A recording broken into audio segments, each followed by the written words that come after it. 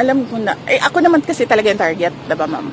Ako talaga yung target. Except that, dahil nga wala silang ebidensya, ang ginagawa nila, iniipit yung mga tao, thinking na meron dyan isa magsasalita. Ang problema, kasi wala talaga silang ginawa.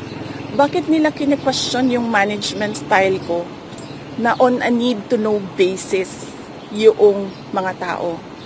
Kung ang chief of staff, pakiramdam ko, hindi niya kailangan malaman ang isang bagay, bakit ko isasabihin sa chief of staff? Kung ang ASEC, hindi niya kailangan malaman ang isang bagay, bakit ko naman sasabihin doon? Bakit nila kina-question yung management style ko? And sasabihin nila nagsisinungaling yung tao. Hindi naman nila ako kilala. Hindi nga nila alam, hindi ako nag-i-aircon eh. Kaya walang problema. May aircon man o wala.